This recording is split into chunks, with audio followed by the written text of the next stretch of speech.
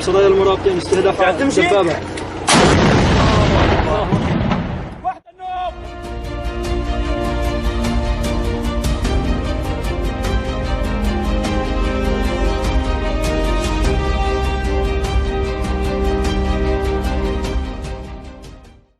Start your clock.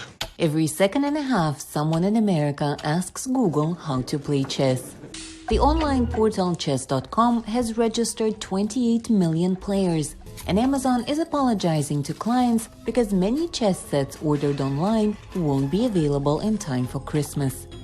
The meteoric rise in the popularity of this ancient battle royale has a lot to do with the popularity of the Queen's Gambit, a hit Netflix show about the rise of a troubled chess prodigy. It's an amazing show. It was super fun.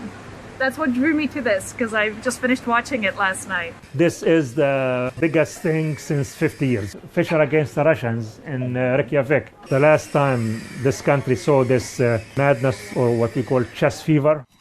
Americans have always had a complex relationship with chess, in part because it was one small battlefield of the Cold War between Russia and the United States.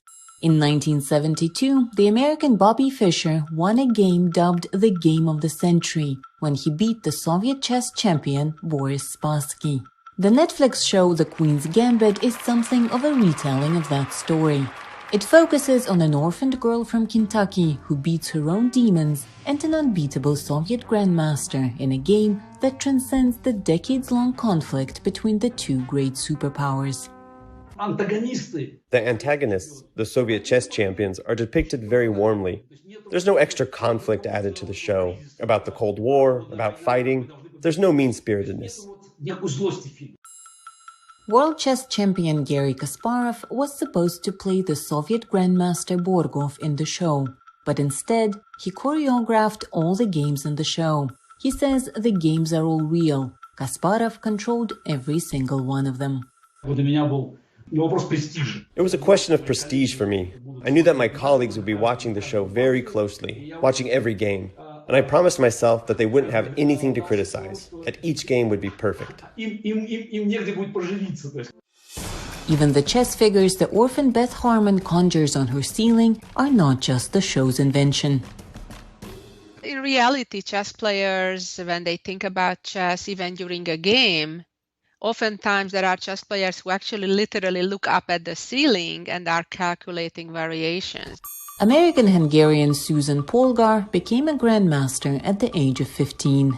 I was never involved with alcohol or drugs or lived a lifestyle as Beth Harmon, but I, of course, have been told a lot worse things, and including sexual harassment and including physical intimidation. But, verbal abuse was just an everyday thing, that girls can't play chess, girls don't belong in chess, go play with dolls, not with chess. Chess is for guys, women are not as smart as guys. The show, however, focuses on the idea that the game of chess is humane and eternal, and even in the middle of the Cold War, there's room for warm embraces. The last scene in the show, she goes to the boulevard where men are playing chess. Over 50 movies have been made about chess, but not many managed to make the game look so human and warm and fun. For Elena Wolf in Florida, Anna Rice, VOA News.